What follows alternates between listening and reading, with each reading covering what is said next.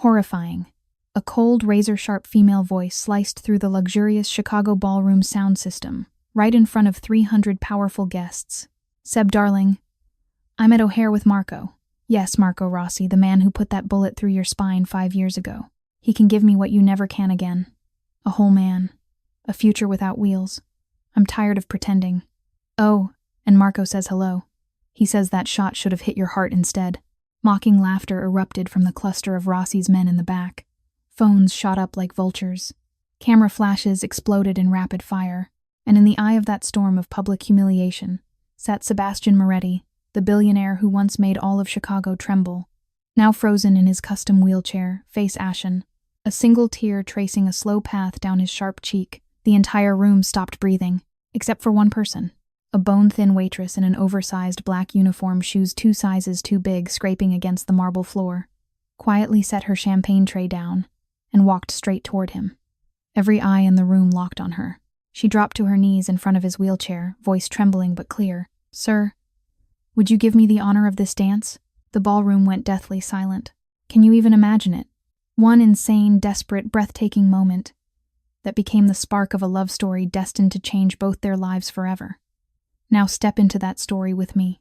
Before we dive into this chilling and mysterious story, please remember to subscribe to the channel Alex Truths and like this video.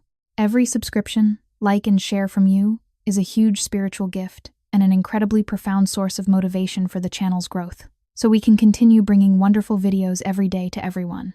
There would be no greater joy than receiving your love and support through the comments you leave right below this video. Comments sharing your emotions or telling us which province or city you're living and working in while listening to this story. Alright, let's continue together and immerse ourselves in this amazing, captivating story that's filled with deep emotions. My name is Claire Harper, and on that crisp October afternoon in 2025, I stood in the T60 night, shadow of the Lakeside Center Ballroom at McCormick Place in Chicago, wiping sweat from my brow with the sleeve of my faded black waitress uniform. The air smelled of expensive perfume, fresh lilies, and the faint metallic tang of Lake Michigan drifting through the open terrace doors. I was 28 years old, bone-tired, and so thin that my ribs pressed against the fabric every time I breathed. My daughter Mia, 6 years old with her father's dark curls and my stubborn green eyes, waited at home in our single-room apartment on the south side, probably hungry again, because the last paycheck had gone to her heart medication, refill, and the electric bill that never stopped climbing.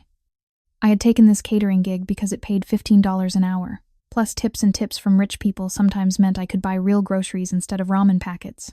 But today the ballroom felt like another world.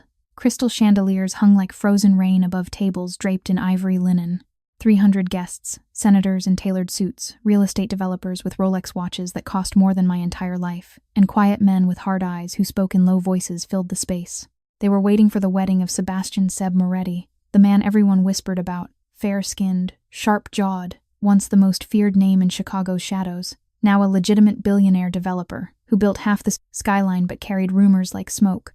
I had seen him arrive earlier, wheeled in by his bodyguard Thomas. He wore a charcoal tuxedo that fit like it was sewn onto his body, his dark hair perfectly combed, his face handsome in a way that hurt to look at, strong, controlled, but with shadows under his eyes that no amount of money could erase. He sat straight in the custom wheelchair, refusing to slump, refusing to let anyone see weakness. But I saw it anyway. I always saw the cracks in people, because life had taught me to look for them in myself. The ceremony was supposed to start at 4 o'clock. By 4, 30 murmurs rippled through the crowd. By 5, the whispers turned sharp. I carried trays of champagne flutes, my arms aching, my feet throbbing in the cheap non-slip shoes that were 2 sizes too big because they were the only ones the uniform company had left. I kept my head down, invisible the way poor people learn to be. Then the message came. Thomas, the tall, stone-faced bodyguard, stepped forward with a phone in his hand. His face had gone pale. He leaned close to Seb and whispered. Seb's knuckles whitened on the arms of the wheelchair. He took the phone. Read. Read again. The color drained from his face, not fear exactly, but something worse, betrayal, so deep it looked like physical pain. The audio played through the venue's sound system. Someone had connected it, perhaps by accident, perhaps on purpose. Victoria Lang's voice filled the room, cool and cruel. Seb, darling, I'm at O'Hare with Marco. Yes, Marco Rossi, the one who put that bullet in your spine 5 years ago. He can give me what you can't anymore. A whole man. A future without wheels. I'm tired of pretending. Oh, and Marco says hello. He says that shot should have hit your heart instead. Laughter erupted from a cluster of men near the back, Rossi allies, I realized later. Phones lifted like vultures sensing death. Flashes popped. Guests shifted, some with pity, most with relish.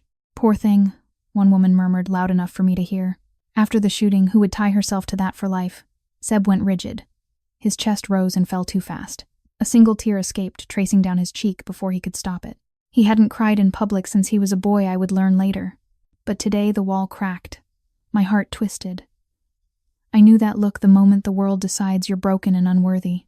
I had worn it myself on rainy nights, when the landlord banged on the door for rent we didn't have when Mia's fever spiked, and I counted change for bus fare to the emergency room when I slept, curled around her in the back of our rusted minivan because the heat had been shut off again. I set my tray on a side table. My hands shook. What was I doing? I was nobody. A waitress with calloused hands, hollow cheeks from too many skipped meals. Hair pulled back in a cheap elastic because I couldn't afford salon visits. But something inside me, maybe the same stubborn thing that kept me alive through winters, sleeping in the van with wind whistling through cracked windows, pushed me forward. The crowd parted slightly as I walked. Eyes followed me, confused, amused. I stopped directly in front of Seb's wheelchair. My knees hit the carpet. I knelt. His eyes met mine, dark, stormy, guarded.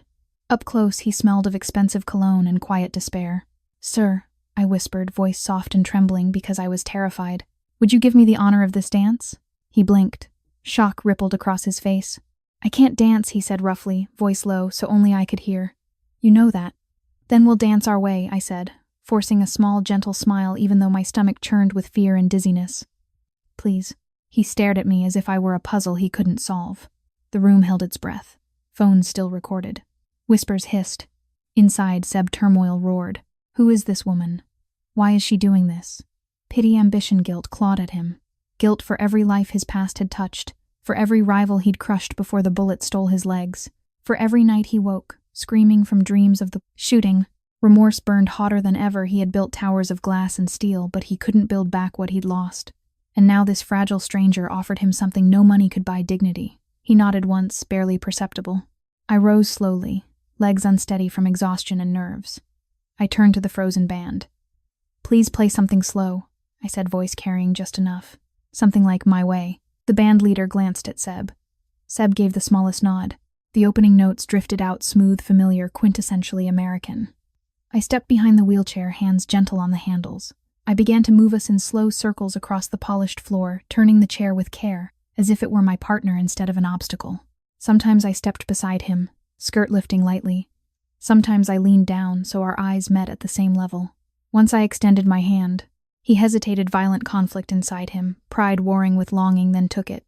His fingers were warm, strong, despite everything. The room went silent. No more laughter, no clicks, just the music and the soft roll of wheels. Inside me, emotions crashed like waves on Lake Michigan. Horror at my own audacity. Anxiety that I'd lose this job, that Mia would starve. Fear that he'd push me away. Confusion, why did this powerful man look at me like I was the only real thing in the room? Shock. When I felt his hand tighten, not in pity but in gratitude so raw it hurt. For Seb, the surge came sudden and fierce. Who is she? Not pity in her eyes, respect. Not calculation, sincerity. Love, unexpected, overwhelming, ignited in his chest like a match in dry grass. He wanted to protect her, to shield her from the cruelty he'd known too well. Remorse twisted sharper. How many others had he failed to see? But her, he saw her. Thin wrists, tired eyes, unbreakable spirit. He wanted her safe. Wanted her close. Wanted her forever in a way that terrified him. We moved together. The song ended. Silence stretched 1 second, 2, 3. Then one clap. Another. Applause exploded. But in that moment, it was only us.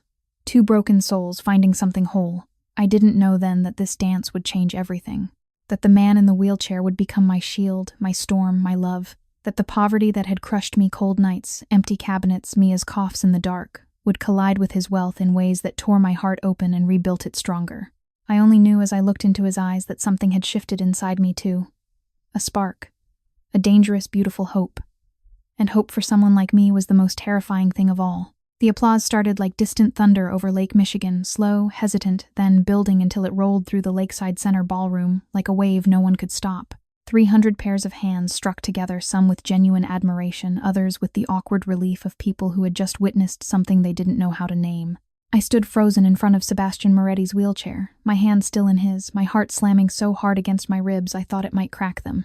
His fingers tightened around mine, not possessive, not demanding, but desperate, like a man gripping the last rope before the fall. His eyes dark, stormy, rimmed with the red of unshed tears locked on my face, as if I were the only solid thing left in a world that had just tilted sideways. I wanted to speak, to explain, to apologize for overstepping, but my throat closed. All I could do was stand there, thin, arms trembling under the cheap black uniform, knees weak from kneeling too long on marble that still felt cold through the thin soles of my shoes. Sebastian's voice came out rough, almost broken. Why, he asked so quietly only I could hear. Why would you do that for me? I swallowed. My mouth tasted like copper fear, exhaustion, the faint metallic aftertaste of hunger that never quite left. Because no one deserves to sit alone while the whole world laughs, I whispered. My voice cracked on the last word. Not even you, sir. His jaw clenched. Inside him, something tore wider. Not even you. The words landed like a blade between old scars. He had spent 5 years convincing himself he deserved every humiliation. The shooting that stole his legs. The empire he'd clawed back from. Ruin the fiancé, who just carved out his heart on live audio for 300 witnesses. Remorse gnawed at him like acid every rival he'd once crushed. Every deal sealed in shadows every night he woke, gasping from dreams of blood and broken glass. He had built glass towers that touched the Chicago sky, yet he couldn't build back the man he used to be. And now this woman, this fragile, exhausted stranger, had just given him back a piece of himself he thought was gone forever. He didn't let go of my hand. The band struck up again, softer this time, my way, fading into something gentler, almost mournful. People began to move, some drifting toward the terrace for air, others clustering in small groups, stealing glances. Phones were still out, but fewer flashes now. The spectacle had shifted. It wasn't cruelty anymore. It was something else, something most of them didn't have words for. I felt dizzy. The room spun slowly, the chandeliers blurring into streaks of light. I hadn't eaten since a stale granola bar at 6 that morning. Sleep had been 3 broken hours on the lumpy couch the night before because Mia's cough kept waking us both. My legs trembled so badly I thought they might give out. Sebastian noticed. Of course he did. His gaze flicked down to where my knees shook, then back to my face. You're not well, he said. Not a question. I'm fine, sir.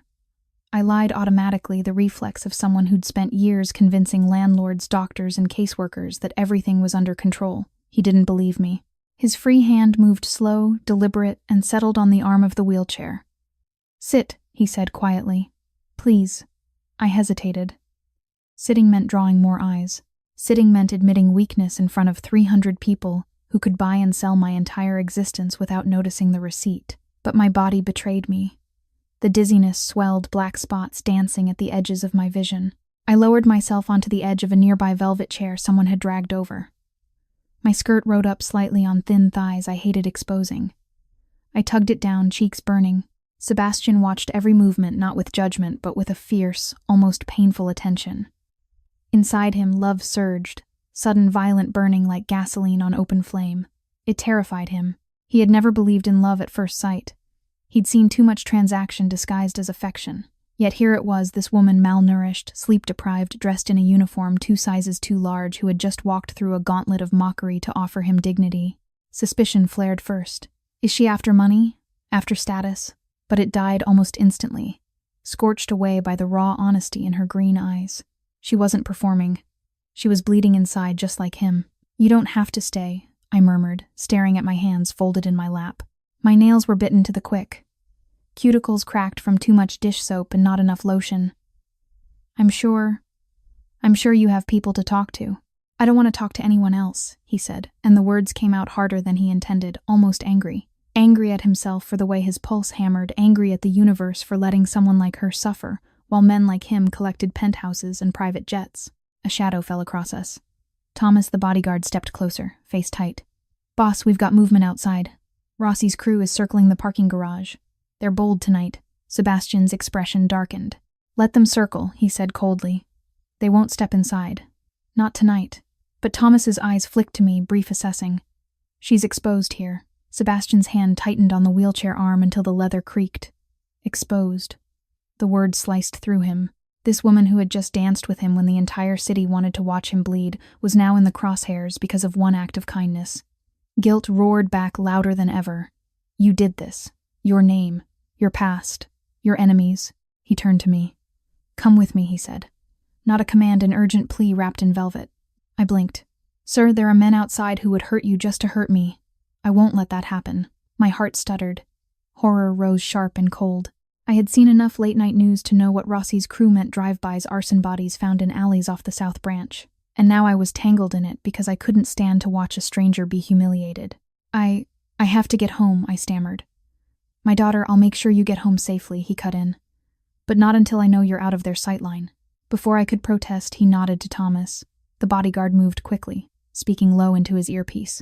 Within moments, 2 more men in dark suits appeared, discreet, professional.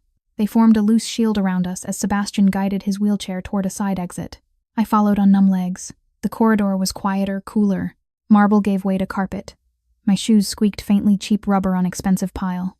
Sebastian slowed so I could keep pace. You're shaking, he observed quietly. I'm cold. I lied again. He stopped, reached into his jacket, tailored wool that probably cost more than my rent for 6 months, and pulled out a charcoal scarf. Cashmere, soft as a cloud. Take it, he said. I stared at the fabric like it might bite me. I can't, please. My hands moved before my brain caught up. I wrapped the scarf around my neck. It smelled like him, sandalwood, clean linen, quiet power.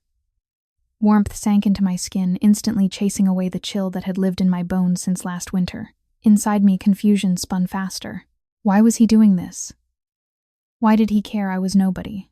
A waitress who lived on food bank canned goods, who bathed Mia in the sink when the hot water ran out, who cried silently after lights out so she wouldn't wake her daughter. And here was a man who owned half of Chicago's skyline, draping cashmere over my shoulders like it was nothing. Sebastian watched my face. The love inside him burned hotter, fierce, protective, almost violent in its intensity. He wanted to wrap her in every layer of safety he possessed. He wanted to burn down anyone who had ever made her feel small. Remorse clawed deeper. How many others like her have I never seen? How many nights did she go hungry while I sat in restaurants that charged $1,000 a plate? They reached a private elevator. Thomas held the door. Sebastian rolled inside. I followed, heart pounding. As the doors closed, he looked up at me. What's your name, Claire? I whispered. Claire Harper. Claire. He repeated it like a vow. I'm Sebastian Moretti. And I owe you more than a dance. I shook my head. You don't owe me anything. But even as I said it, something inside me cracked open, fearful, hopeful, disbelieving. Because for the first time in years, someone was looking at me not as a burden, not as invisible, but as a person worth protecting. The elevator hummed downward. Outside, I knew danger waited, Rossi's men circling like wolves. Inside this small metal box, though, there was only us, a billionaire, in a wheelchair, and a waitress wrapped in his scarf. 2 strangers suddenly bound by one impossible act of kindness. And in the silence between floors, I felt it, the first dangerous stirrings of something that could either save me or destroy me completely. Hope. The private elevator doors opened onto the underground parking garage beneath the lakeside center, a cavern of polished concrete and low amber lights that made everything feel hushed and hidden. Sebastian's wheelchair rolled out first, the soft hum of its electric motor, the only sound besides my uneven breathing. Thomas and the 2 other men flanked us like shadows that could turn solid in an instant. I clutched the cashmere scarf tighter around my neck, its warmth almost painful against skin that had forgotten what real heat felt like. A black Escalade waited, engine idling, tinted windows reflecting nothing back. Sebastian stopped beside it. Get in, Claire, he said, voice low but firm. I'll make sure you reach your daughter safely. I hesitated. My apartment was 40 minutes away on the south side, 40 minutes of buses that never ran on time, of walking blocks in the dark with my keys between my fingers like a weapon. 40 minutes I couldn't afford to waste, because Mia would be waiting, probably sitting by the window in her too big coat, watching for headlights that never came when I worked late. But outside those garage doors waited men who wanted to hurt Sebastian, and now, by extension, me. The thought sent ice through my veins. I nodded once, small and quick, and slid into the back seat. The leather was so soft it felt wrong under my worn jeans. Sebastian maneuvered himself in beside me with practiced ease. Thomas helped without a word, then took the front passenger seat. The driver, a silent man with a neck like a tree trunk, pulled away smoothly. Inside the car, silence stretched. I stared at my hands in my lap, knuckles white. The scarf still carried his scent. My stomach twisted, hunger nerves, something deeper I didn't dare name. Sebastian broke the quiet first. Tell me about your daughter. The question caught me off guard. I looked up. His face was half in shadow, but his eyes were steady, searching. Mia, I said softly. She's 6. She has a heart condition. Congenital. She needed surgery 3 years ago. My voice faltered. We almost lost her. He went still. Something flickered across his expression recognition, then pain so sharp it made my own chest ache in echo. 3 years ago, he repeated slowly. Lurie Children's Hospital. I nodded, confused. Yes. How did you— I paid for it, he said quietly. Anonymously. A nurse in the chapel. A woman on her knees praying. She told me the amount. $200,000. I wrote the check and left. I never asked her name. I never knew who the child was. The world tilted. I felt it physically dizziness crashing over me like cold water. My hands flew to the seat to steady myself, but there was no steadying this. Numbness spread from my fingertips up my arms. My breath came in shallow bursts. 3 years of wondering who the miracle had come from. 3 years of whispering thank yous to the ceiling at night, while Mia slept beside me on the narrow mattress. 3 years of guilt that someone had saved my baby and I could never repay them. And it was him, Sebastian Moretti, the man the newspapers called a ghost of the old Chicago underworld, the man who built skyscrapers now but once made men disappear, had been the one to open his wallet without a second thought. Tears burned behind my eyes. I blinked them back hard. You saved her life, I whispered. You saved my daughter. He looked away, jaw tight.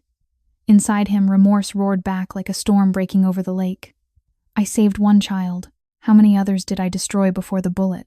How many families did I leave broken while I told myself the empire was worth it? Guilt clawed deeper, violent, and unrelenting. But beneath it, fiercer, still burned the love that had ignited the moment she knelt in front of him. It was irrational, consuming, terrifying. He wanted to pull her close, shield her from every cold night she'd endured, erase every skipped meal, every landlord's threat, every tear she'd hidden from her daughter. Suspicion had died in the ballroom. What remained was certainty this woman was his to protect, whether she wanted it or not. You didn't know it was me, I said, voice trembling. You didn't even remember. I remember the chapel, he answered roughly. I remember thinking, children shouldn't pay for the world's cruelty. I walked away and tried to forget because forgetting was easier than facing what I'd done to others. Silence fell again, heavy and thick. The Escalade merged onto Lakeshore Drive. City lights streaked past gold and white against the black water. I watched them blur through tears I could no longer hold back. Sebastian reached over slowly. His hand covered mine on the seat between us. Warm. Steady. You don't owe me gratitude, he said. If anything, I owe you. I shook my head. No one has ever seen me like that. Not since Ryan died. Ryan. My husband. Firefighter. He was killed in a warehouse blaze 4 years ago. They called it an accident. I never believed it. My voice cracked. After that, everything fell apart. We lost the house. I lost the job. Mia and I lived in the van for 8 months. Wind coming through the cracked windows. Her coughing all night. Me counting quarters for formula. I thought we wouldn't make it. His fingers tightened around mine. Inside him, the conflict turned savage. Love, fierce, protective, almost painful, warred with self-loathing. She lived in a van while I slept on Egyptian cotton sheets, worth more than her monthly rent. She fought for every breath her daughter took while I signed checks and turned away. Remorse tore at him like claws. He wanted to rewind time to find her sooner, to wrap her and Mia in safety, before the world could grind them down. The car slowed at a red light near the museum campus. Headlights flashed behind us, too close, too deliberate. Thomas twisted in his seat. Rossi's boys. 2 SUVs. They're tailing. Sebastian's face hardened. Lose them. The driver accelerated smoothly, weaving through traffic with practiced calm. My heart slammed against my ribs. Fear rose sharp and sour. They're following us because of me, I whispered. Because of me, Sebastian corrected, voice like steel. And I won't let them touch you. At the next intersection, one of the SUVs cut in front, bold, reckless. The driver braked hard. Our car swerved, tires squealing. I gasped, grabbing the door handle. Sebastian's arm shot out instinctively, bracing across my chest like a seatbelt made of muscle and will. Stay down, he ordered. Thomas was already on the phone, voice clipped. We need backup at Michigan and Balbo. Now. The trailing SUV pulled alongside. A window rolled down. A man leaned out, young, smirking, making a gun with his fingers and pointing it at the car. No shots, just the threat. Pure theater. Sebastian stared back through the tinted glass. His face was stone, but inside volcanic. They dare threaten her. After everything, love surged, hotter protective fury mixing with it until he could barely breathe. Our driver floored it through the yellow light. Horns blared. The SUVs fell back, unable to follow through the sudden snarl of traffic. We pulled into a quiet side street near my building. The car stopped. Silence returned, broken only by my ragged breathing. Sebastian turned to me. "You're safe now." I looked at him, really looked. The powerful man who owned half the city skyline, who had just outrun danger without raising his voice, who had paid for my daughter's life without ever claiming credit. Tears spilled over. "I don't understand," I whispered. "Why me? Why any of this?" "Because the moment you asked me to dance," he said, voice raw, "you saw me. Not the wheelchair, not the rumors. Me. And no one has done that in 5 years." He lifted my hand to his lips, gentle, reverent, and pressed a kiss to my knuckles. The touch burned through me like fire on dry grass. Inside me, everything shattered and reformed in the same instant. Horror at the danger, confusion at his tenderness, fear that this was a dream that would vanish at dawn, and beneath it all, curiosity blooming into something deeper, something terrifying. Hope again. But this time it came wrapped in a man's fierce, burning love. My phone buzzed in my pocket. I pulled it out with shaking fingers. A notification from a local news app. Viral video mystery waitress. Dances with Sebastian Moretti at abandoned wedding. Who is she? I opened it. The clip had already hit 2 million views in under an hour. Comments flooded in, some calling me an angel, others a gold digger, a climber, a fraud. I felt sick. Exposed. Naked in front of the entire city. Sebastian saw my face. "They'll come for you now," he said quietly. "The press. The doubters. Rossi's people. But you won't face them alone." He squeezed my hand once more. And in that small, quiet gesture amid the leather seats, the city lights, the danger still circling somewhere in the dark, I felt the first true crack in the wall I'd built around my heart. The storm was only beginning. The next morning arrived like a slap. I woke on the narrow couch in our one-room apartment, neck stiff, shoulders knotted the same way I had woken every single morning for the last 3 years. The radiator hissed weakly, barely warm enough to keep the frost from forming on the inside of the window panes. Mia was already awake, sitting cross-legged on the mattress we shared, watching me with those big, worried eyes she should never have learned to wear at 6 years old. "Mommy, your phone keeps making noises," she whispered. I reached for it on the floor. The screen was cracked so badly I had to tilt it to read anything. Notification after notification. Hundreds. Thousands. I opened the first one and felt the floor drop away beneath me. Mystery waitress saves Sebastian Moretti's dignity, who is Claire Harper. Another headline. From serving champagne to stealing the spotlight, gold digger or guardian angel photos, grainy stills from the viral video. My face pale, exhausted hair slipping out of its elastic everywhere. My thin arms. My too large uniform hanging off me. My cheap shoes. Everything I had tried so desperately to hide was now on display for the whole city to judge. My stomach lurched. I pressed a hand to my mouth. "Mia, baby, go brush your teeth, okay?" My voice came out thin and shaking. She obeyed without question, small feet padding across the worn linoleum. I scrolled. Comments poured in like dirty water. "She looks like she hasn't eaten in a month. Classic Cinderella play, poor little waitress snags the billionaire. Bet she planned the whole thing. Disgusting. He's a cripple and she's desperate. Hero. She's a real hero." Each word landed like a stone against bare skin. I was still staring at the screen when the first knock came sharp, impatient. Then another. Then voices outside the door. "Miss Harper, Channel 7 News. Can we get a statement?" I froze. More knocks. Louder. Faster. I crawled to the window and peeked through the torn curtain. 3 news vans already. Cameras. Lights. Reporters with microphones like weapons. Neighbors standing on the sidewalk, pointing, whispering. My heart slammed so hard I thought I might be sick. I backed away until my spine hit the wall. My legs gave out. I slid down until I was sitting on the freezing floor, arms wrapped around my knees, trying to make myself smaller and visible again. The phone rang, this time an unknown number. I didn't answer. It rang again. Again.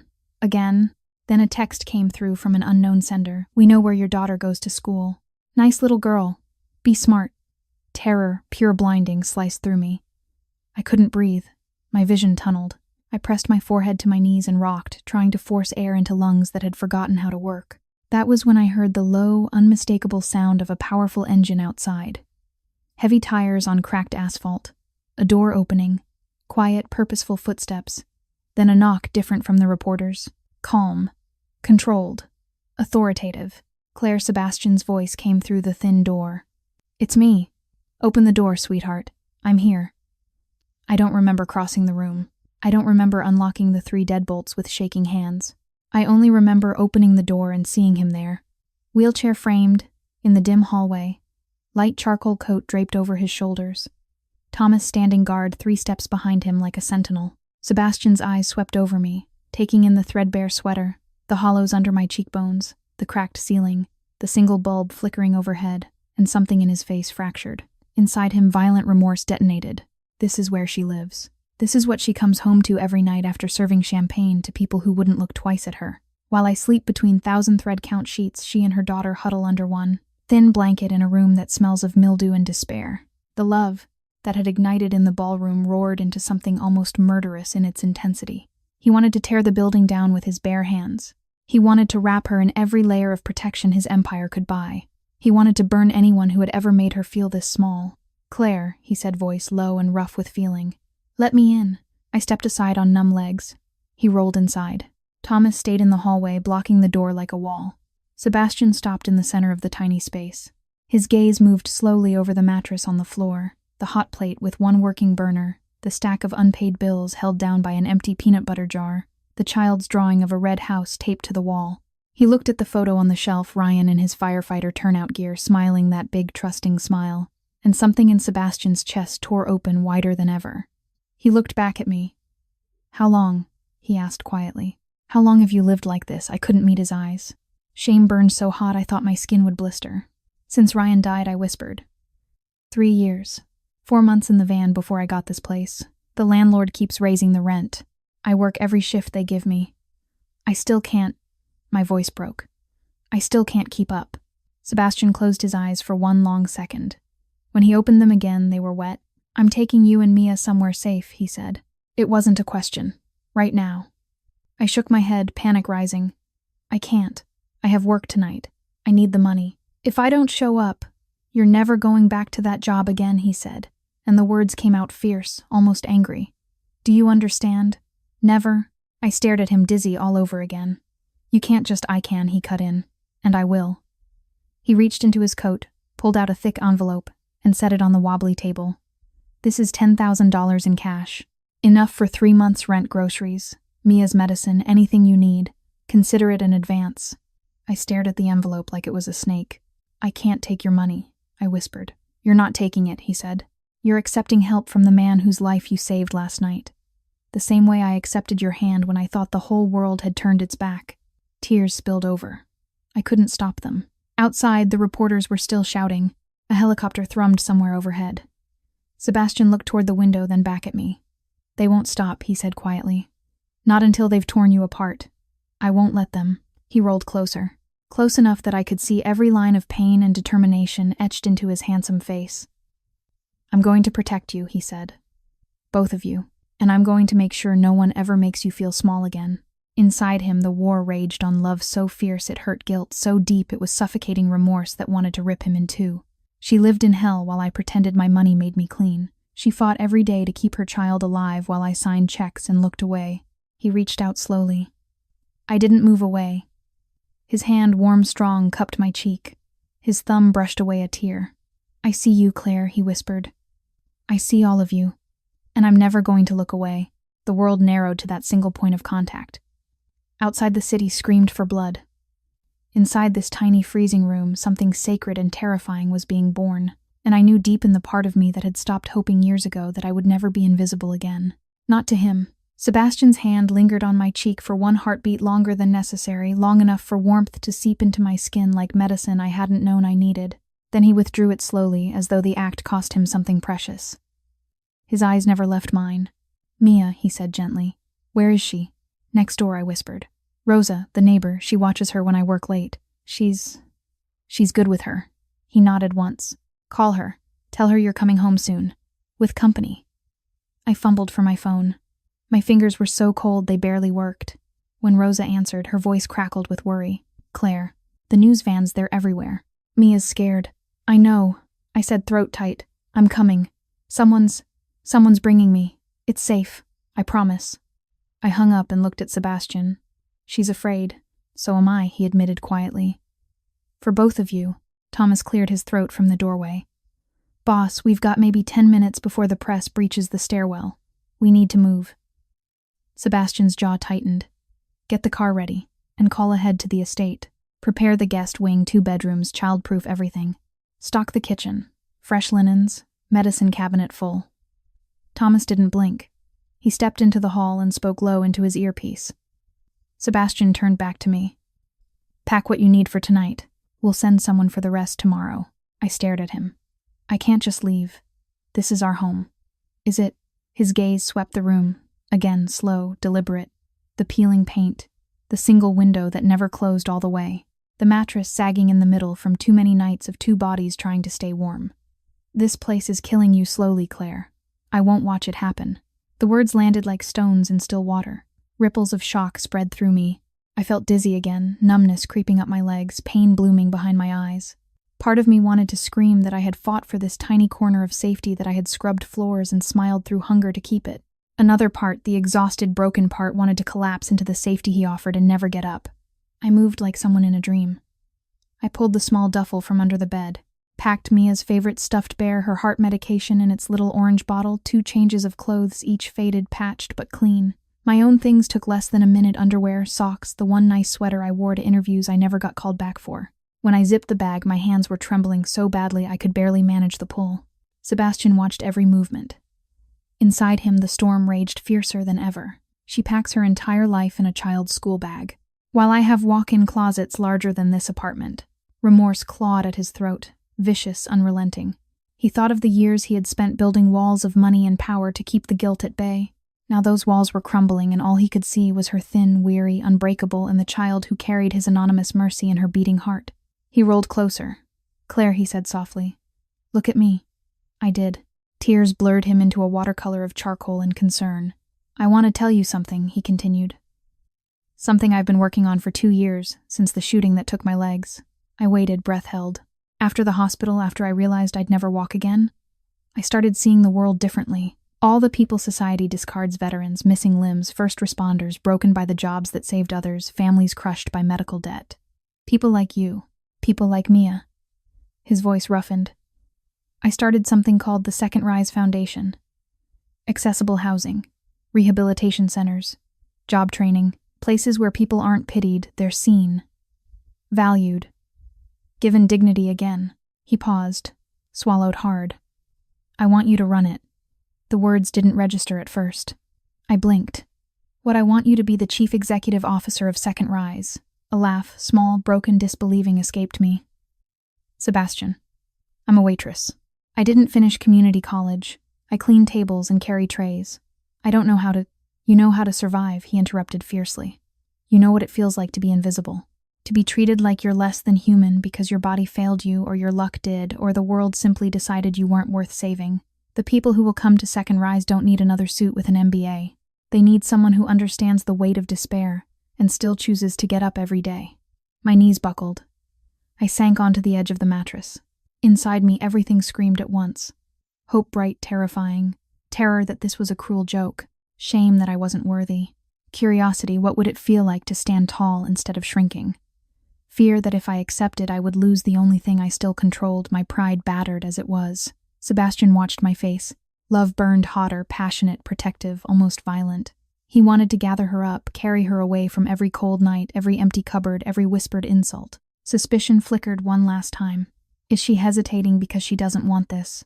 Or because she thinks she doesn't deserve it and died under the weight of certainty? She deserved everything, and he would give it to her even if it tore him apart. A commotion in the hallway, reporters pushing closer, voices rising. Thomas stepped inside, face grim. We have to go now. Sebastian nodded. Claire, I looked at the duffel, at Mia's bear peeking out, at the unpaid bills, at the man who had just offered me not charity but purpose. I need time, I whispered. You have it, he said immediately. All the time you need. But tonight you and Mia sleep somewhere warm, somewhere safe. I nodded, small, numb. He extended his hand. I took it. His grip was steady. Mine shook. We left the apartment like thieves in the night, Thomas, clearing the hallway, reporters shouting questions that bounced off the walls like bullets. Sebastian's men formed a quiet wall between us and the cameras. No violence, just calm, unyielding presence. Outside, the Escalade waited. I slid inside. Sebastian followed. The door closed, shutting out the chaos. As we pulled away, I looked back at the building, peeling paint, flickering streetlight, the only home Mia had ever known. Tears slid silently down my cheeks. Sebastian reached over. His thumb brushed them away, gentle, reverent. "You're not losing anything tonight," he murmured. "You're gaining a beginning." Inside him, the conflict reached fever pitch. Love so intense it felt like pain. Remorse so deep it threatened to drown him. She's terrified. She thinks this is pity. But it's not. It's worship. It's redemption. It's the only thing that makes sense in a world that never did. I leaned my head against the window. The city lights blurred, past gold and cold. For the first time in years, I let myself wonder what tomorrow might feel like without fear gnawing at the edges. And in the quiet between heartbeats, I felt the first fragile thread of something new weave itself around my battered heart. Trust. The estate rose out of the night like something from another world, stone gates opening silently, a long driveway lined with ancient oaks, the house itself a sprawling limestone mansion, overlooking Lake Michigan, windows glowing warm against the October dark. I had never seen anything so beautiful and so terrifying at the same time. Sebastian's men helped carry the duffel. Mia clung to my leg as we stepped into the foyer, marble floors, double-height ceilings, a chandelier that looked like frozen starlight. She stared up, mouth open, then whispered, "Mommy, is this a castle?" I couldn't answer. My throat was too tight. A kind-faced woman in her 60s, Rose's cousin I would learn later, appeared with a gentle smile. "I'm Elena. I've prepared rooms for you both. Hot baths, fresh pajamas, warm milk if the little one wants it." Mia's eyes lit up at warm milk. She let go of my leg and took Elena's hand without hesitation. Sebastian watched the exchange. "Go with Elena," he told Mia softly. "Your mom and I need to talk. You'll be safe here." Mia looked back at me uncertain. I forced a smile. "It's okay, baby. I'll be right up." When they disappeared up the curving staircase, the silence rushed in. Sebastian rolled toward a pair of French doors. "Come outside. The air's clearer." The terrace overlooked the lake-black water under a sliver moon wind, carrying the faint scent of pine and water. He stopped near the stone balustrade. I stood beside him, arms wrapped around myself against the chill. "You're shaking again," he observed quietly. "I'm always cold," I admitted. "Even in summer sometimes." He reached into his coat, same charcoal wool that probably cost more than my last year's rent, and draped it over my shoulders. It swallowed me heavy and warm, smelling of him. "Better," I nodded, unable to speak. He looked out at the water. "I come here when the noise in my head gets too loud." "What noise?" "Regret," he said simply. "Every choice I made before the shooting. Every life I touched that I can't undo. Every night I wake up hearing the gunshot again." I turned to him. His profile was sharp against the moonlight. Strong jaw, shadowed eyes, the faint scar along his temple from that long-ago night. "You saved Mia," I whispered. "That counts for something." "Not enough." His voice cracked on the last word. "Not when I see where you lived. Not when I think of how many nights you went without heat while I had fireplaces in every room." Inside him, the conflict turned savage. Love, raw, consuming, almost painful, clashed with self-loathing so fierce it felt like it could tear him in half. He wanted to drop to his knees if he could and beg forgiveness for every luxury he'd taken for granted. He wanted to wrap her in every comfort his wealth could buy, then burn the money itself if it meant erasing her suffering. The passion that had ignited in the ballroom now burned like wildfire in his chest, possessive, protective, desperate. He loved her with a violence that scared him because love had always been a weapon in his world and he refused to wield it against her. I stepped closer. "Sebastian, stop." He looked at me, startled. "You're punishing yourself," I said softly. "But I don't blame you. I never did." His hand found mine, trembling. "You should. I don't." Silence stretched thick, electric. Then he lifted my hand to his lips again, the same way he had in the car. This time he lingered, breath warm against my skin. "Claire," he murmured against my knuckles. "I've never wanted anything the way I want you safe. The way I want you here. With me." My heart stuttered. Heat flooded my face, my chest, places I had forgotten could feel anything but exhaustion. "I don't know how to do this," I whispered. "I don't know how to be whatever this is." "Then let me show you," he said, voice rough with emotion. "One step at a time." He tugged gently. I let him draw me closer until I stood between his knees, his wheelchair, a solid anchor. His free hand rose slow, careful, and cupped the back of my neck. I froze. He waited. Then I leaned down, tentative, trembling, and pressed my forehead to his. The world narrowed to breath and heartbeat. His fingers threaded into my hair, gentle, reverent. Mine found his shoulders broad, strong, despite everything. When our lips met, it was soft at first, testing, questioning. Then something broke open. Hunger. Need. Years of loneliness crashing together like waves against rock. The kiss deepened, fierce, desperate healing. His hand tightened in my hair. Mine clutched his shirt. Tears slipped down my cheeks and mingled with his. We kissed like people drowning, like people finally finding air. When we broke apart gasping, he rested his forehead against mine again. "I love you," he whispered, raw, unguarded. "I know it's too soon. I know it's insane. But I love you, Claire Harper." The word struck me like lightning. Shock, joy, terror, all at once. My voice failed. "I think I love you too, and that scares me more than anything." He smiled, small, broken, beautiful. "Then we'll be scared together."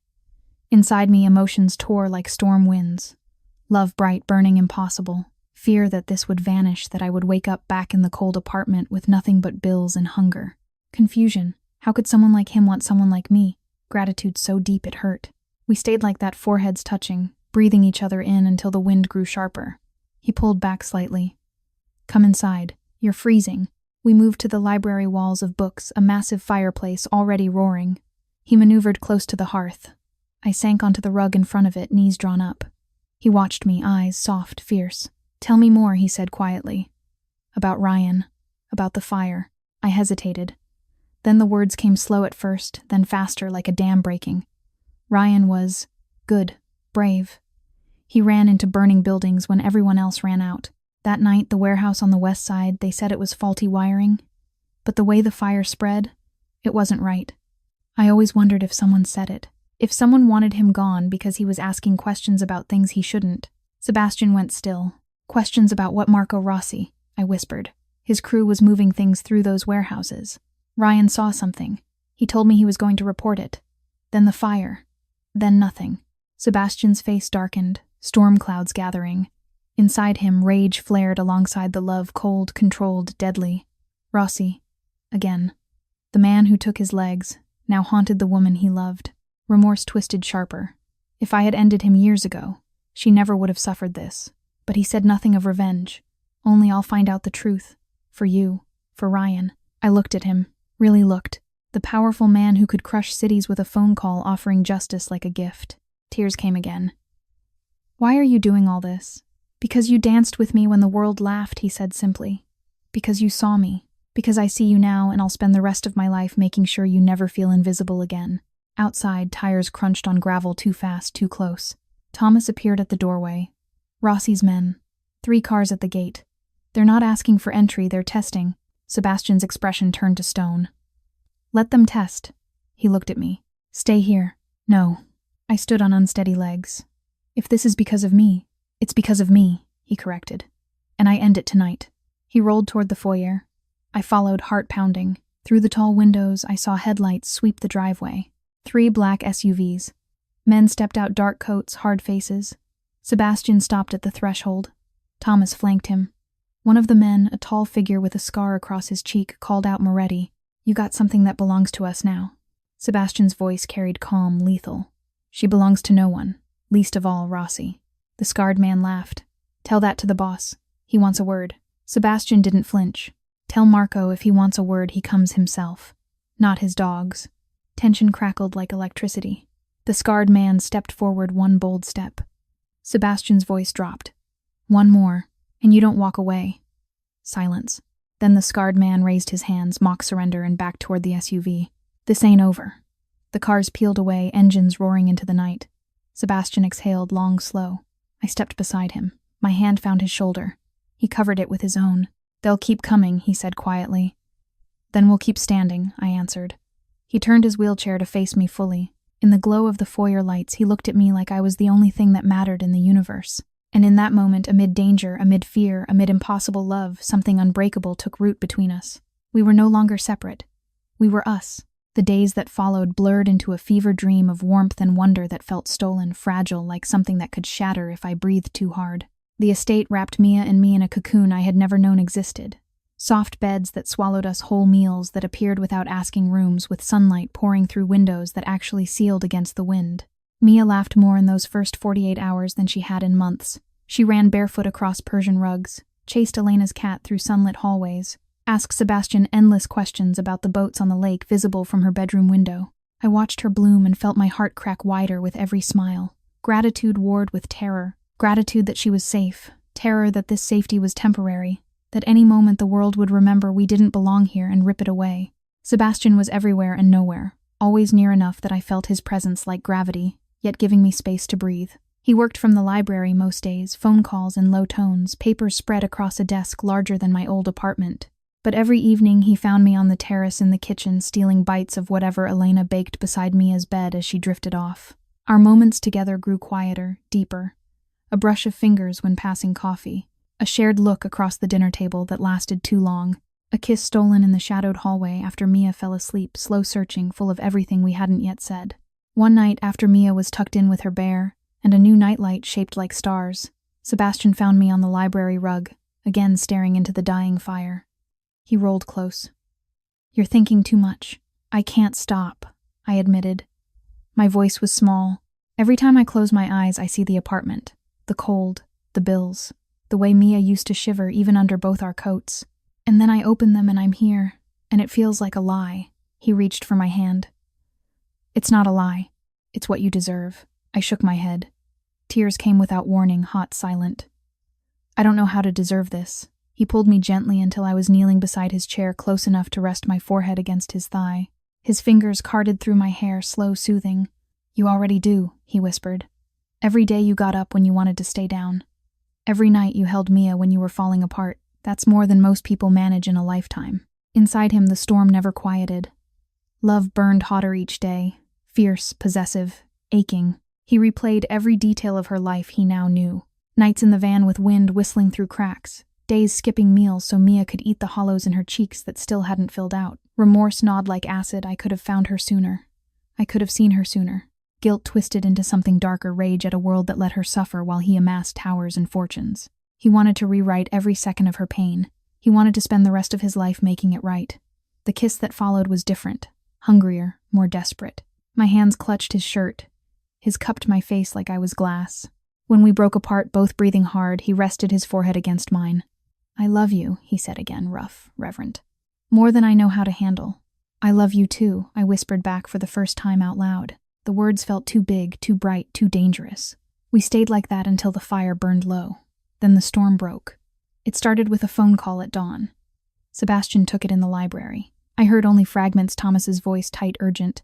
When he emerged, his face was gray. "Mia's school called," he said quietly.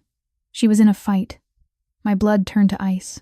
We drove to the small public school on the south side, still the only place with an open spot mid-year. Sebastian insisted on coming. His Escalade pulled up like a black cloud among minivans and rusting sedans. Heads turned. Whispers followed us inside. The principal's office smelled of old coffee and disinfectant. Mia sat on a plastic chair, cheek red and swollen eyes, huge and frightened.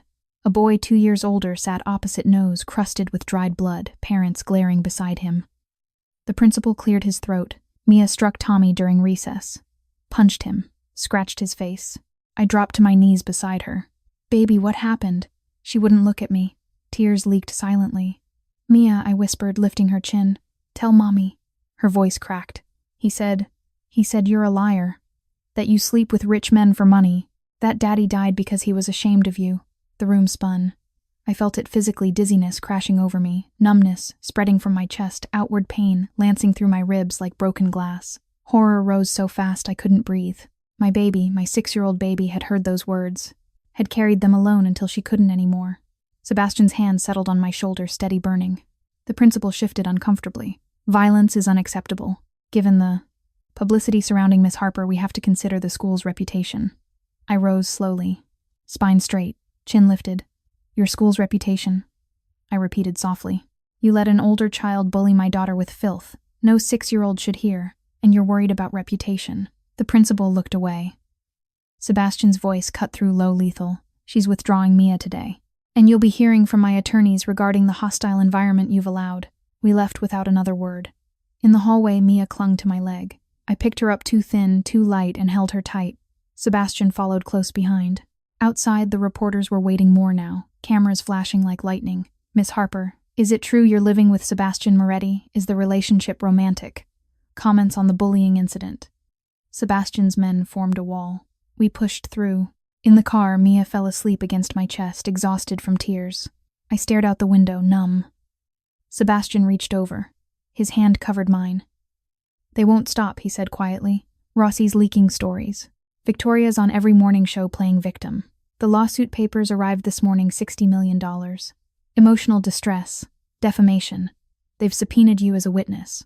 My stomach dropped. They want to drag me into court, I whispered. To make me look like you're after money, he finished. Like everything we have is a lie. Tears came again, silent, endless. I can't do this to her, I choked. She's having nightmares again. She wakes up screaming for me not to leave. She thinks someone's going to take me away. Sebastian's grip tightened. Inside him, fury and love collided, violent, searing. They're hurting her child. They're hurting the woman I love. Remorse surged. This is my world. My enemies. My past. He wanted to crush Rossi with his bare hands. He wanted to wrap Claire and Mia in armor no bullet could pierce. The conflict tore at him, love demanding protection, remorse, demanding he pay for every sin that led here. That night, after Mia was asleep, sedated by exhaustion, I found Sebastian in his office. I stood in the doorway, arms wrapped around myself. I'm resigning, I said quietly. From everything. The foundation. This. Us. I have to protect her. He looked up, face, pale eyes haunted. No, he said simply. Sebastian, you think leaving will stop them? His voice cracked. They'll keep coming. They'll keep hurting her. Hurting you. Running isn't the answer. I shook my head. Tears spilled. I'm destroying her life. She's 6. She shouldn't know words like gold digger. She shouldn't know fear like this. He rolled to me, took my hands, pulled me down until I knelt eye level. Look at me, he said. I did. I love you, he said, fierce broken. I love Mia like she's mine. I won't let them take that from us. We fight. Together. Inside me, everything shattered. Love burning desperate. Fear paralyzing. Hope tiny flickering. I'm so scared, I whispered. I know. He cupped my face. We'll be scared together. Then he kissed me slow, deep, claiming. When we broke apart, both trembling, he rested his forehead against mine. We don't quit, he said. Not ever. Outside, the wind howled off the lake, cold, relentless. Inside, 2 hearts beat as one, terrified, determined, unbreakable. The real battle had only just begun. The Chicago Federal Courthouse smelled of polished wood, stale coffee, and fear that had soaked into the walls over decades. I sat on the hard bench behind Sebastian's defense table. Mia's small hand crushed in mine so tightly her knuckles turned white. She wore the new navy dress Elena had bought, simple, modest, the kind of dress a child should wear to church, not to watch her mother be torn apart on live television. Her eyes darted everywhere, judge's bench, jury box, the swarm of reporters craning necks beyond the railings. She hadn't spoken since we left the estate that morning. Sebastian sat ramrod straight in his wheelchair beside his attorney. From the back, he looked unbreakable, dark suit, tailored to perfection, shoulders, broad hair perfectly combed. Only I could see the tremor in his fingers where they gripped the armrests, the way his jaw clenched every time Victoria's name was spoken. Across the aisle, Victoria Lang sat in a pale gray dress that made her look fragile, innocent. Her makeup was artfully minimal, her eyes red-rimmed in exactly the right places. Beside her, Marco Rossi lounged like a man attending a show he had already paid for. His smile never faltered. The judge's gavel cracked like gunfire. Counsel proceed. Victoria's attorney rose. Smooth, expensive, confident. He painted a portrait of a controlling, jealous man who had isolated his fiancée, monitored her every move, threatened her safety. Tears glistened on Victoria's cheeks at precisely the right moments. The jury leaned forward. Cameras zoomed. I felt sick. My stomach rolled. The room tilted. I gripped the bench until splinters bit my palms. Then Sebastian's attorney stood. Your Honor, the defense calls evidence that reframes this entire narrative. A screen lit behind him. Text messages scrolled, hundreds of them, between Victoria and Marco, stretching back 8 months before the wedding. Romantic. Mocking. Strategic. One message from Victoria. He still thinks I love him. Pathetic. From Marco. Let him wait at the altar. 300 witnesses. That's how you kill a man without pulling a trigger. Gasps rippled through the courtroom. Victoria's face drained of color. She clutched the table edge. Marco's smirk vanished. Sebastian's attorney continued, calm as stone. We also have this audio recorded 6 weeks ago. The speakers crackled. Marco's voice filled the room, clear, triumphant. Sebastian Moretti will be destroyed. Victoria plays the victim. I play the hero. The foundation becomes a scandal. His empire crumbles. And if we're lucky, he ends it himself. The courtroom erupted. The judge hammered the gavel. Order Sebastian. Sat motionless. Inside him, fury and vindication collided like thunderheads. Love for Claire surged beneath it, all fierce, protective, burning hotter than ever. They tried to break her. They tried to break us. Remorse twisted sharper every year he had let Marco live. Every compromise he had made to go legitimate had led to this moment. He wanted to rise, to cross the aisle, to end it with his own hands. Instead, he sat wheelchair-bound, heart roaring because violence would only prove their lies. Then the attorney delivered the final blow. Your Honor, we have received new evidence from the Chicago Fire Department's Cold Case Review Board, corroborated by FBI arson investigators. The warehouse fire that killed Officer Ryan Harper 4 years ago was no accident. It was deliberately set. Accelerant traces, timing devices, witness statements suppressed. The order came from Marco Rossi to silence a firefighter asking too many questions about shipments moving through his properties. The room went deathly still. Mia whimpered beside me. I pulled her against my chest, rocking her instinctively. Marco shot to his feet. Lies. 2 FBI agents moved from the back of the courtroom, quiet, efficient. They flanked him. Your Honor, Marco's attorney began. The judge raised a hand. Mr. Rossi, you are remanded into federal custody pending charges of arson, murder, and the first-degree conspiracy and racketeering. Marco lunged, wild, desperate. The agents restrained him without a word. He screamed threats as cuffs clicked shut. Moretti, I'll bury you, Sebastian met his eyes. Cold, unblinking. You already tried, he said quietly. Look where it got you. Victoria collapsed into her chair, tears streaming now, not performance, but panic. The judge turned to her. Miss Lang, perjury and conspiracy to commit fraud have also been substantiated. Bail revoked. You will be taken into custody. She sobbed, genuine this time. The gavel fell again. Court is adjourned. Chaos erupted. Reporters surging, cameras flashing, marshals moving. Sebastian turned his wheelchair. His eyes found mine across the railing. I stood, legs shaking, vision blurring, and walked to him. Mia clung to my side. He reached up. I knelt. Our foreheads touched. It's over, he whispered. I shook my head. Tears fell onto his suit. It's just beginning. He cupped my face. We begin together. Inside me, everything shattered and rebuilt in the same breath. Horror at the truth about Ryan murdered, not lost in a heroic accident. Grief so deep it felt like drowning. Relief so sharp it cut. Love overwhelming, terrifying, all-consuming for the man who had just laid bare the lie that had haunted me for 4 years.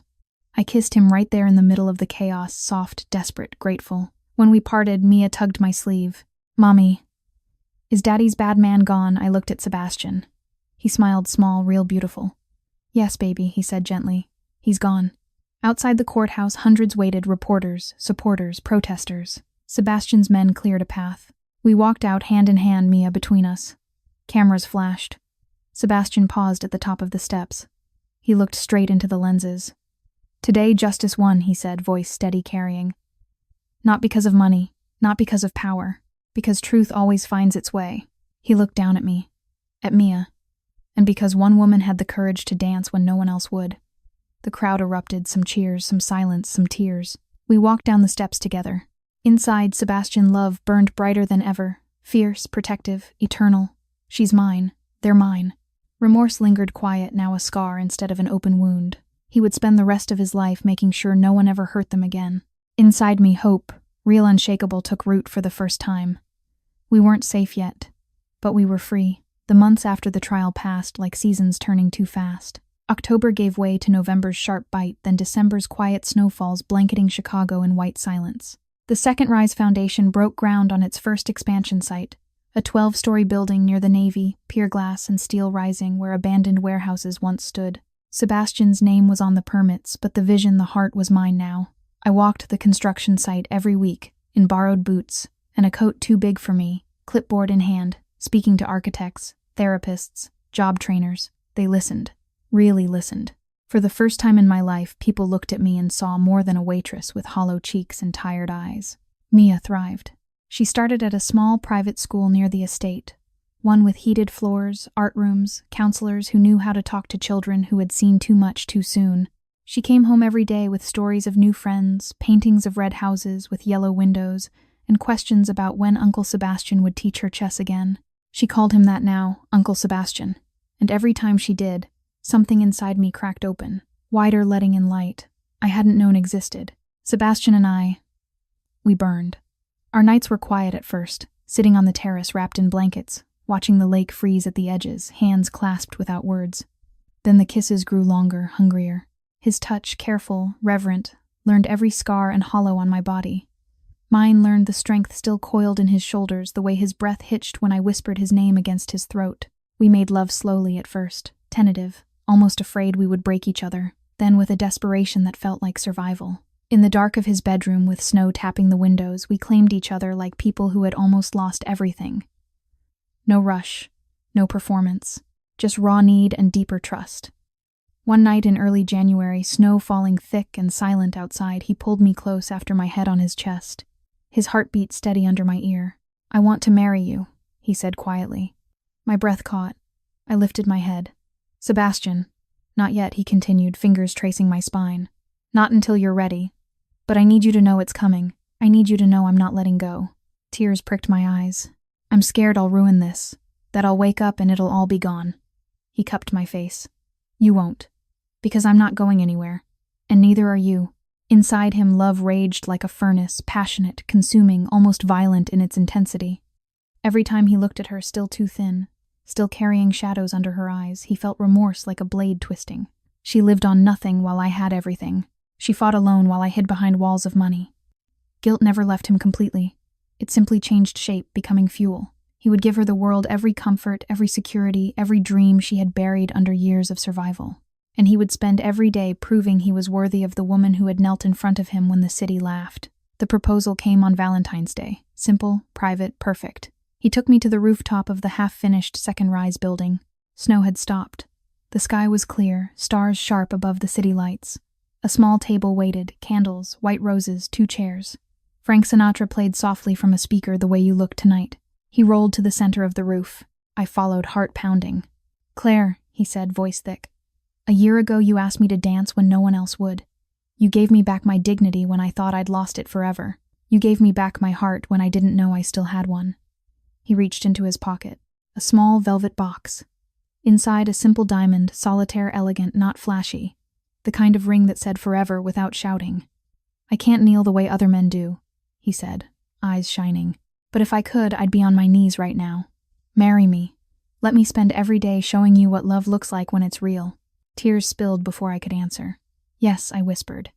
Then louder, "Yes." He slid the ring onto my finger. It fit perfectly, cool metal, warm promise. Then he pulled me down onto his lap, arms wrapping tight around me. We kissed, slow, deep, endless, while Sinatra sang about never letting me go. Inside me, everything shifted. Fear still lingered quiet, watchful, but hope had grown roots too deep to pull out. Love, fierce, burning, impossible, filled every empty place the years of cold and hunger had carved. We married in late March, small private, on a Lake Michigan beach at sunset. 50 people. Elena, Thomas, Rosa. From the old neighborhood, a handful of foundation staff, Mia as flower girl in a white dress that made her look like an angel. No press. No spectacle. Just wildflowers in mason jars, waves lapping the shore, and vows spoken with shaking voices. Sebastian's mother, Catherine, came stern at first, eyes wary. But when she saw Mia run to Sebastian and climb onto his lap without hesitation, something in her softened. She placed a family locket around my neck, gold engraved with tiny stars and stripes, and whispered, "Welcome to the family, daughter." I cried, then quiet, grateful tears. The reception was simple dinner under a tent, laughter dancing. Mia twirled in the sand. Sebastian and I danced our way, me guiding his chair in slow circles while Sinatra played. No audience this time. Just us. That night back at the estate after Mia was asleep, and the house quiet, we lay together in the dark. He traced the ring on my finger. "Mrs. Moretti." I smiled against his chest. "Claire Harper Moretti. I'm keeping my name too. For Mia. For Ryan." He kissed my forehead. "Whatever you want. Always." Then he grew serious. "You're pregnant." I froze. "How did you? You've been tired. Nauseous in the mornings. Avoiding coffee." I counted the days. I laughed, soft, disbelieving. "Twins." His breath caught. "Twins, boy and girl. Due in November." He pulled me closer, arms tight, almost fierce. Tears slipped from his eyes onto my hair. Inside him, joy and terror collided. Twins. A boy. A girl. Children who will never know cold, hunger, fear. Love surged so powerfully it hurt, possessive, protective, eternal. Remorse lingered. They'll carry my name. My past. But hope drowned it. He would build them World where no one ever had to fight alone. I felt his tears, lifted my head, kissed them away. "We'll be okay," I whispered. He smiled, real bright, beautiful. "We already are." 5 months later, late August, the foundation opened its first full wing. Hundreds came, veterans in wheelchairs, first responders with scars, families carrying too many medical bills. They walked through doors that opened automatically into rooms designed for dignity, not charity. Mia cut the ribbon, standing on a small platform Sebastian had built just for her. She beamed when the red silk fell. Sebastian and I stood behind her, hand in hand, my belly round now, his eyes shining. That night on the rooftop, again candles, roses, Sinatra, we danced. Slow circles, gentle turns, his hand in mine, mine on his shoulder. No audience, just us. And the city lights below, proof that even the darkest nights could end in dawn. Inside us both love burned steady now, not wildfire but hearthfire. Warm, enduring, home. We had lost so much, but we had found each other, and that was enough. The twins arrived in early November. Ryan and Grace, small, perfect, with Sebastian's dark hair and my stubborn chin. The delivery room at Northwestern Memorial was quiet, except for the soft beeps of monitors and the doctor's calm instructions. Sebastian stayed beside me the entire time, hand gripping mine, voice steady even when tears tracked down his face.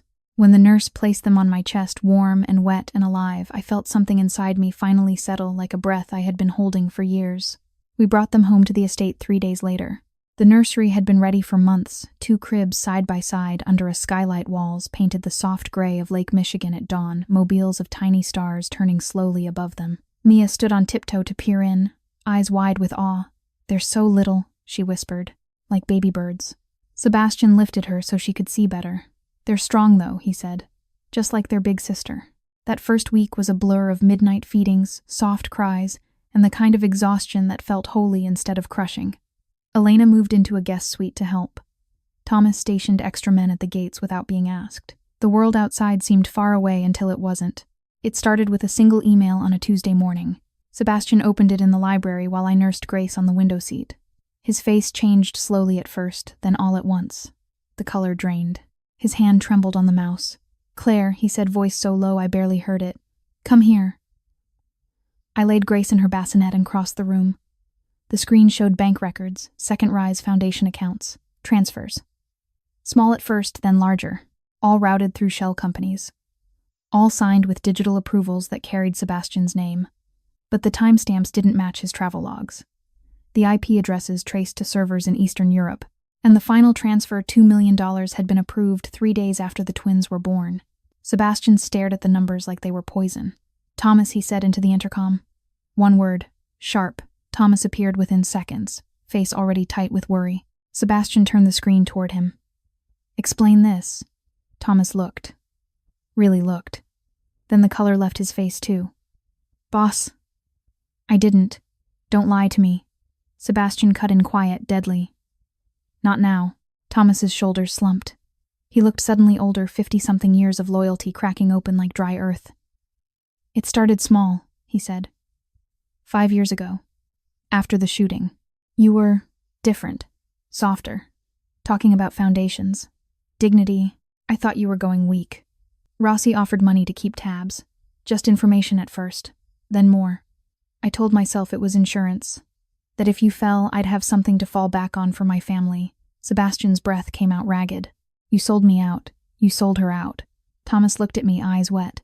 "I never meant for it to touch the girl. Or the kids. I swear." I felt the floor tilt. Numbness spread from my chest, outward, familiar, sickening. The same numbness I'd felt in the van on the coldest nights holding Mia, while wind howled through cracked windows. Betrayal from someone we trusted, someone who had carried Sebastian through blood and bullets cut deeper than any stranger's cruelty. Sebastian's voice dropped to a whisper. "You were my brother." Thomas broke then, shoulders shaking. "I know." Sebastian looked at me. His eyes, usually so steady, were wild with pain. "Claire." I shook my head. Tears burned. "Don't. Not yet." He turned back to Thomas. "Where is Rossi?" Thomas swallowed. "He's out. Technicality. Bail posted yesterday. He's holed up in a safe house on the west side. He knows about the twins. He wants leverage." Sebastian closed his eyes. Inside him, the storm reached hurricane force. Love for Claire and the children roared protective feral, ready to tear the city apart. But remorse, vicious, unrelenting, clawed at him harder than ever. My oldest friend, My right hand. Turned because I changed. Because I tried to be better. Guilt twisted into rage, he endangered them. My family. He wanted to summon the old crew to end Rossi the way he once would have quick, clean final. But he had promised Claire no more blood. So he sat wheelchair-bound, heart raging, and chose a different path. Call the FBI, he said to Thomas. Tell them everything. Names, dates, accounts. Then disappear. If I ever see you again, I won't be this calm. Thomas nodded once brokenly and left. The silence that followed was deafening. I sank to the floor beside Sebastian's chair. My legs wouldn't hold me. Dizziness swept in black spots, dancing chest-tight pain lancing through my ribs like old wounds reopening. He reached down, pulled me up onto his lap, careful of the healing scars from childbirth, careful of everything. I curled against him like a child. He was your family, I whispered. You're my family, he answered, voice raw. You, Mia, Ryan, Grace, that's all that matters now. But the tears came anyway, his and mine mingling on my cheek. That night, after the twins were fed and sleeping after Mia was tucked in with stories of brave knights and gentle dragons, Sebastian received the call he had been waiting for. Thomas, voice shaking, gave the address. Rossi's safe house, a nondescript brick building on the west side near the old stockyards. Lights on in the upstairs window. 2 men at the door. Sebastian looked at me. I'm going. No. Panic surged sharp cold. Not alone. I'm not going to kill him, he said quietly. I'm going to end this the way we promised.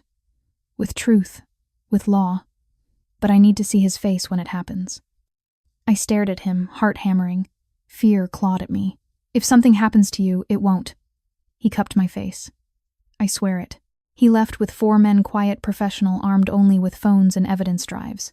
I stayed behind, pacing the nursery, watching the twins breathe, whispering prayers I hadn't said since childhood. 2 hours later, my phone rang. Sebastian's voice calm, exhausted. It's done. The FBI took him. No shots, no blood, just handcuffs and cameras. Relief crashed over me so hard I nearly dropped the phone. He came home at dawn, coat dusted with snow, eyes hollow but clear. I met him in the foyer. He pulled me close, arms tight, face buried in my hair. I'm here, he whispered. I'm home. We stood like that until the sky lightened, 2 people who had walked through fire and come out the other side. Inside him, the last remnants of rage quieted. Love remained steady now, deep-rooted, eternal. Remorse lingered a scar, but it no longer bled. He had chosen differently, and that choice had saved them all. Inside me, trust, once fragile, once impossible, had become iron. We weren't unbroken, but we were whole. The grand opening gala of the Second Rise Foundation arrived on a crisp evening in late October of 2025. The new building stood gleaming beside the Chicago River, 12 stories of glass and warm light every floor, designed with wide doorways, soft flooring, and elevators that whispered instead of clanged. Inside the ballroom, couples moved in their own ways, some in wheelchairs gliding in slow circles, others with canes tapping gentle rhythms, some leaning on partners who held them like lifelines. Laughter floated above the music. No one stared. No one pitied. Everyone simply belonged. Mia, now 7 tall for her age and fearless, ran between tables, handing out programs printed in large, friendly type. Ryan and Grace, barely 11 months old, slept in matching carriers near the head table, tiny fists curled in trust. I stood beside Sebastian on the small stage, my hand resting on the back of his wheelchair, my other hand on the slight curve of my belly that still carried the memory of carrying them. Sebastian looked out over the crowd, hundreds of faces lit by candlelight and hope, and his throat worked once hard. They're here because of you, he said quietly, only for me. No, I answered, voice soft. Because of us. He reached up. Our fingers laced together. The simple gold band on his finger caught the light, the same one I wore exchanged on that quiet beach 5 months earlier. The MC, a kind-voiced veteran, who had lost a leg in service, called us forward. Sebastian spoke first. His voice carried without effort, steady and low. 1 year ago, he began. A woman asked me to dance when the entire city was laughing at me. She didn't see a broken man in a wheelchair. She saw a person worth seeing. That single act of kindness changed everything. He looked at me, eyes shining. Claire taught me that dignity isn't something you're born with or by. It's something you give and something you receive. Tonight we celebrate not just a building but the people inside it. The ones who rise again. The ones who refuse to be invisible. Applause rose, warm reel rolling. Then it was my turn. I stepped to the microphone. My hands shook, but my voice did not. I spent years thinking I was nothing, I said simply. Hungry, cold, invisible. Then someone saw me. Not my poverty, not my pain. Me. And because he saw me, I could finally see myself.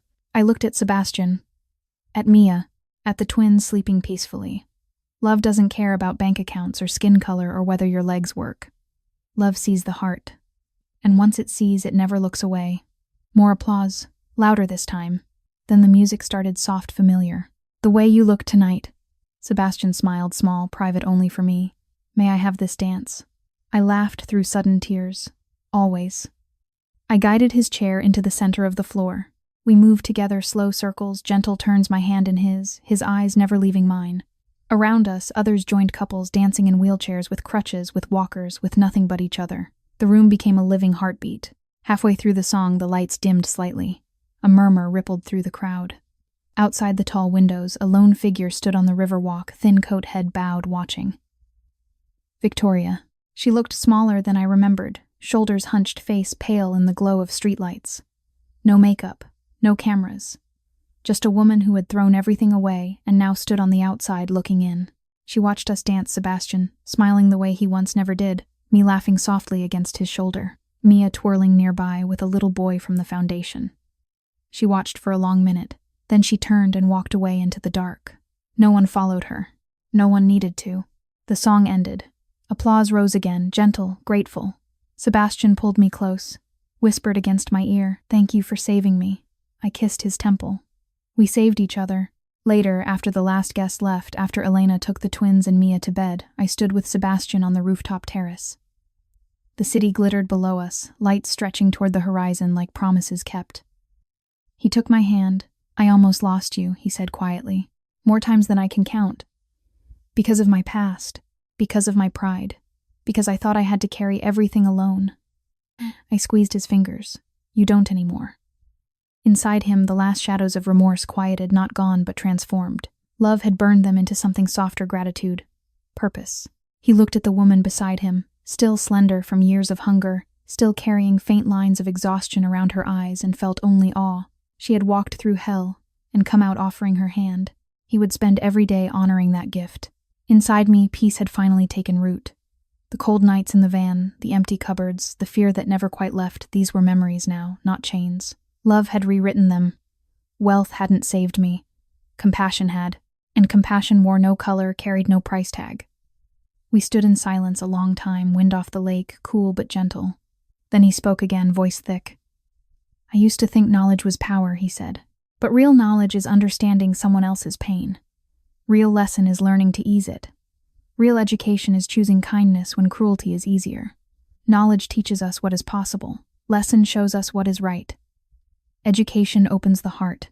Knowledge reminds us we are not alone. Lesson guides us to lift others. Education builds bridges instead of walls." He turned to me. "And love," he finished, "love is the only thing that makes any of it matter." I rested my head on his shoulder. The city hummed below us, alive, imperfect, beautiful. This story reminds us that true wealth is measured in compassion, not coins.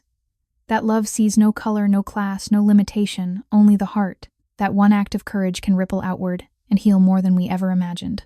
If this story touched your heart, please like and share this video to spread the message of love to more people.